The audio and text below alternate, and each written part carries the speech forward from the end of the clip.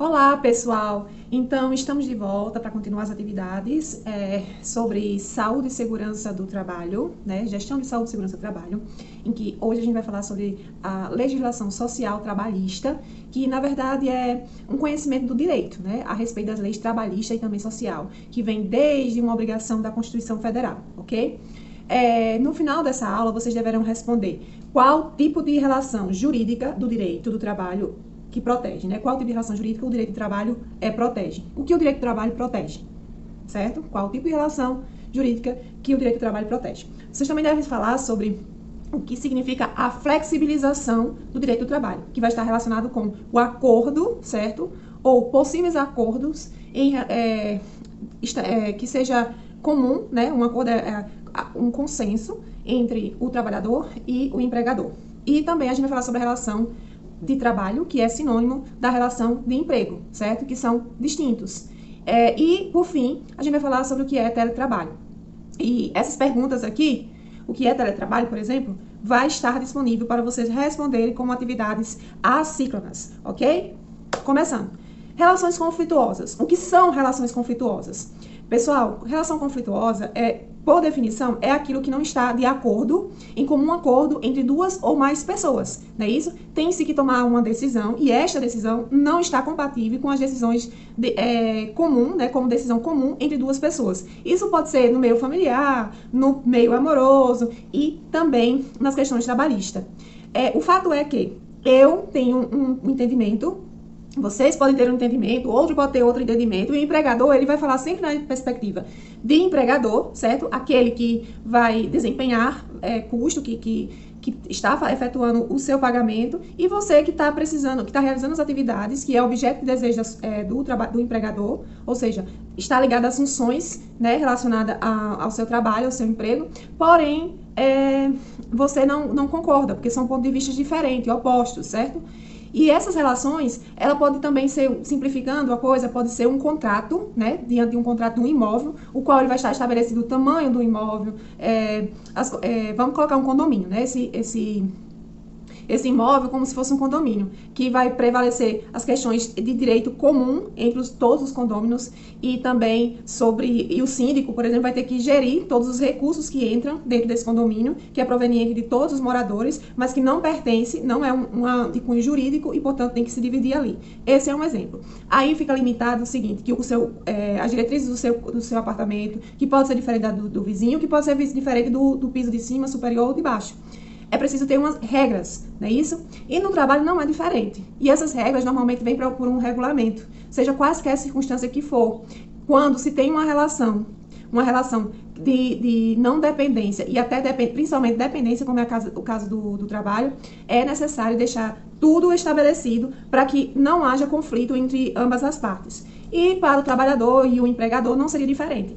Veja só, a diferença é que, aliás, essas relações existem e que sempre vai ser de cunho social e humano também. Sempre vai haver questões emocionais e social também. Na ergonomia, que a gente ainda vai ver mais adiante, por exemplo, ela vai falar sobre essas condições ambientais, né, salubres, que o empregador tem obrigação, é obrigado a proporcionar ao trabalhador. Em contrapartida, o trabalhador, ele tem que desempenhar as atividades, buscar conforto mental, psicológico, para poder executar, porque aí também entra em conflito caso não ocorra isso aí. E o empregador, ele tem que afastar-se de qualquer coisa nesse sentido de responsabilização de transtorno mental ou psicológico do trabalhador. Não pode ser pelas atividades que estão executadas na empresa. Compreenderam? Se não compreenderam, pode deixar a pergunta aqui, tá bom? Sobre essas relações, né, conflituosas, o direito, então, ele surge como com o objetivo de proteger, no caso, e relatar esta relação. Como assim, professora? É uma relação jurídica, né, em que tem-se a determinação por regras, normas, de como cada um deve se comportar, para que não seja pelo direito individual ou unilateral, ok? Vejamos. O que eu quero de vocês? No ano de 2017, houve uma reforma trabalhista, certo? Uma reforma trabalhista, a qual ocorreu muitas discussões. Inclusive, eu recomendo? Não, eu não recomendo. É objeto da disciplina e, portanto, vocês precisam recorrê-la e ler, né, entendê-la, procurar entendê-la. Toda essa resolução que é a 13.467 de 2017, a qual sofreu alterações, que a gente também discutiu pela medida provisória, né, que aquela medida provisória já sobrepôs durante um período essa reforma trabalhista, mas que agora ela volta a entrar em vigor. Vejamos, do direito do trabalho, a gente pode dizer, ou conceituá-lo, na verdade, definição, né, uma definição do direito do trabalho aqui é um conjunto de regras e princípios, regras e princípios refere-se às normas que são jurídicas, ok? Que tem um cunho legal, que vai regulamentar, nesse caso, a relação entre os empregos, certo? Empregos e outras relações de trabalho específicas. Como assim, professor? O que é diferente? Emprego são aquelas funções, certo? Que você desempenha. E o trabalho é a execução dela, certo? Que pode também muito bem ser diferente. Por isso que há uma distinção. E começa, de um certo modo, o conflito aí, ok? Como assim, professor? Eu não entendi. Ora, o direito do trabalho vai ser um acordo, né? Tal como a gente falou, as relações conflituosas, que são necessárias acordos, e não é diferente nas relações trabalhistas. É preciso um acordo e que o empregador, ele não contrate o trabalhador com normas de emprego e coloque ele para o trabalho. Recordam que a gente falou sobre trabalho, que trabalho anteriormente era visto como algo ruim, disposto para pessoas em situações de classe bem inferior, tais como os escravos, os próprios escravos, depois classe inferior e assim por diante. Então, essa relação de distinção que até hoje ainda se faz, e ainda tem-se uma dualidade nos sentidos. Vamos lá, fruto do capitalismo industrial, certo? Direito do trabalho é fruto do capitalismo industrial. Como assim? Revolução industrial, que a gente já falou, comentou nas aulas, e que, na verdade, todas essas relações de trabalho vieram a partir dela, da Revolução Industrial. Por quê? Naquela época, onde não se tinha diretrizes, não se tinha normas, crianças trabalhavam, mulheres também, não havia intervalos para pausas, não tinha horários pré-estabelecidos, salários e etc. Então, entrou num ápice, né, de entropia, de desordem, que acabou-se que foi necessário realizar algumas normas. Então, foi a partir daí que fixou um controle do sistema econômico e limites também, né? E limites de exploração de quê, professora? De mão de obra. Controle de mão de obra. Dito isso, eu preciso que vocês entendam qual é a finalidade do direito do trabalho. Qual é a finalidade, né, do direito jurídico relacionado ao direito do trabalho? Melhorar, né, as condições de trabalho e proteger também a parte mais fraca. Quem seria a parte mais fraca da relação? Que é, nesse caso, o trabalhador. Quem respondeu, tirou 10. Professora, mas na prática isso não existe, inclusive atualmente tem se mudado as leis em função da preservação do emprego e com isso reduz muito as questões que são relacionadas ao trabalhador e etc. Ora, muita coisa mudou, muita coisa foi alterada e eu concordo, mas a legislação social, né, a legislação social e trabalhista, ela ainda tem um objetivo, tem como objetivo a proteção no caso, da parte mais fraca, ok? Que é o trabalhador. E aí vocês têm que buscar recursos. Talvez a forma de buscar recurso é que seja um pouco mais difícil, né, de ser levada, mas ainda assim, até os dias de hoje, se comporta dessa maneira. Esse direito jurídico para o trabalhador, ele está dividido em dois, certo? Que é o individual e o coletivo, assim como os EPIs, certo? Na prova, vocês podem lembrar, EPIs, que é equipamento de proteção, pode ser coletiva e pode ser individuais. EPI, na verdade, EPC ou EPI, né? EPC coletivo e EPI individual, sendo mais como individual. Acontece que a empresa ela é obrigada a fornecer os dois, por exemplo. E a prioridade é o coletivo. Quando não puder proteger a todos em comum, aí dispõe-se os equipamentos de proteção individuais. E também deve estar de acordo, na verdade, também tem esse coletivo, também pode ser relacionado ao sindicato, né, de cada função. Aquele sindicato, ele vai estabelecer normas jurídicas para determinada função, ok? Passado isso, vamos para a flexibilização. Flexibilização, o que é isso? Flexibilização. Bom, ela busca a flexibilização amenizar a imperatividade. ela busca flexibilizar a imperatividade. E essa imperatividade é justamente o quê? A congente, que no caso é obrigatória, né? Existe uma norma obrigatória, mas que de repente ela pode não se adequar às condições daquela empresa. E aí a flexibilização ela pode estar, se ela estiver em acordo, ela pode existir em acordo com os dois funcionários, sendo que essas normas trabalhistas, elas ainda assim, mesmo que com flexão, devem proporcionar a livre estipulação de regras no âmbito do trabalho, mas não desobedecer às ordens em linhas gerais, tais como férias, os próprios equipamentos de proteção, seja coletivo, seja individual, não pode existir um acordo. Eu não posso dizer que eu não quero o meu aparelho auricular por causa que eu simplesmente, não, é porque é caro, demanda custo. Eu não posso dizer que eu não quero o meu óculos de proteção visual porque eu não, vai gerar custo para a empresa. Não posso abdicar, a empresa fica obrigada. Mas eu posso acordar, por exemplo, eu posso acordar, estar em acordo, questão de horários, posso entrar em acordo com questões de pausas, posso entrar em acordo com relação a outras coisas internas da empresa ou dada aquela função, desde que eu não afaste o meu direito. Por exemplo, 13º, eu não posso afastar de mim o meu direito de 13º, que eu possa entrar em acordo e ser parcelado. E assim por diante, a gente vai falar mais sobre essas coisas de afastamento. A gente precisa falar sobre desregularização também, na verdade, desregulamentação,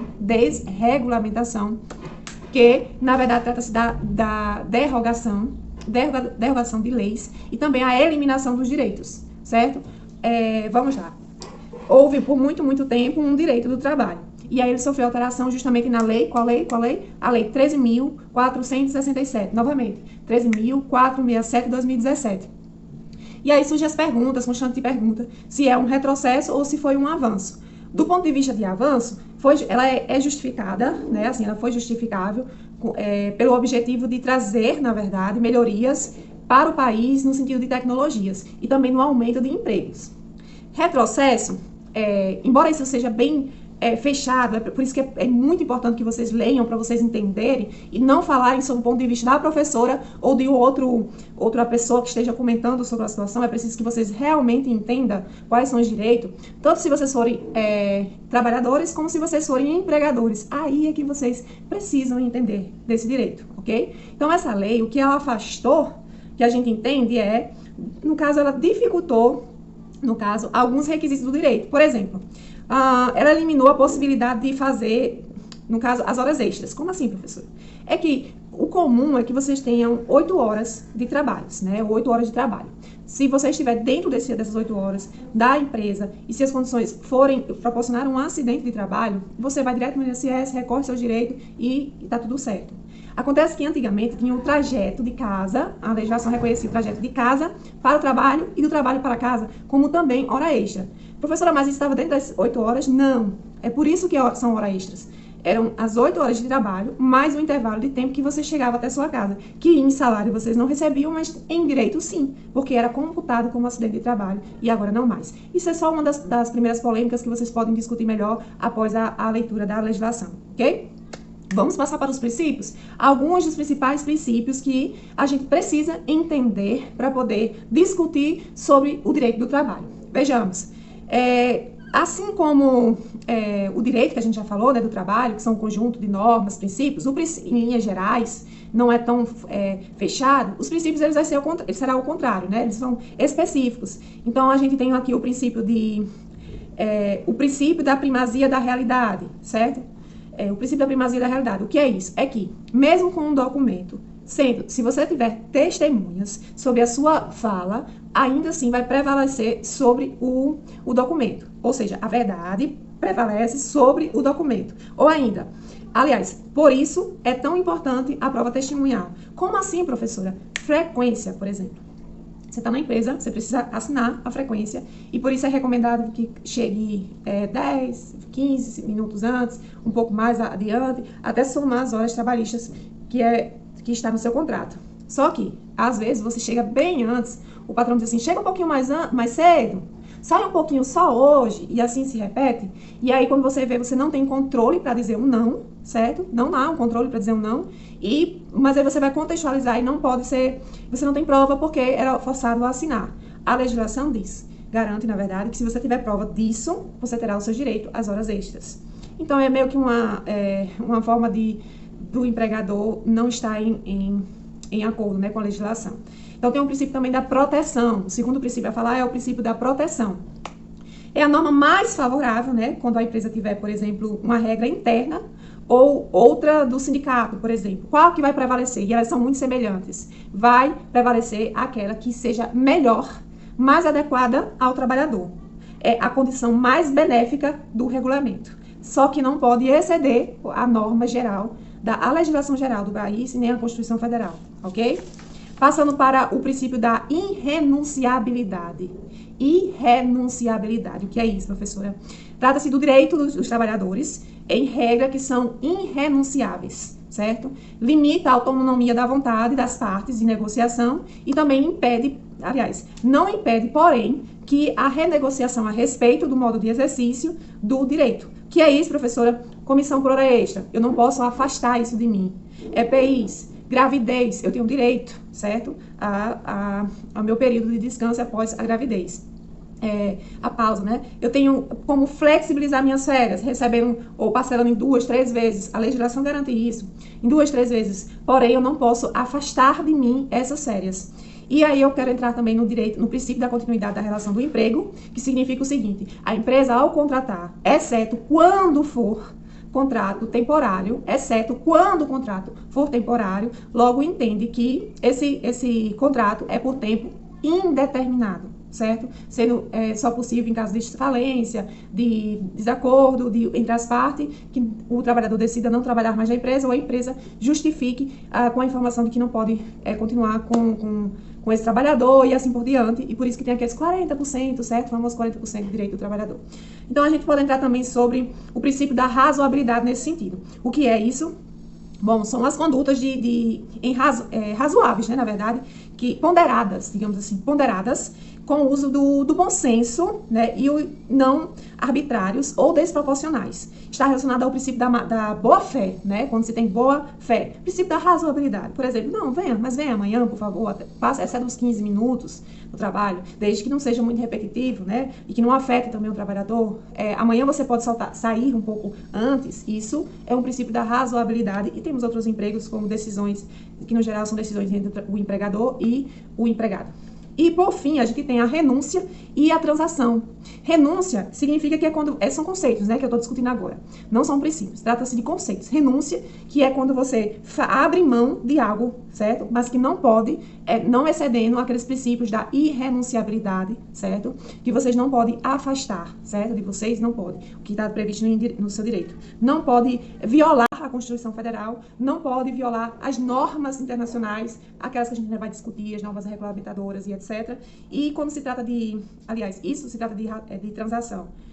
A gente tem normas que são a ISO, por exemplo, todas as ISOs, elas são normas internacionais, que seguem um padrão internacional. Então, isso aí são acordos internacionais e o empregador não pode afastar isso dentro da sua empresa. Renúncia é quando você, é só o significado dela, quando você abrir mão de algo, ok?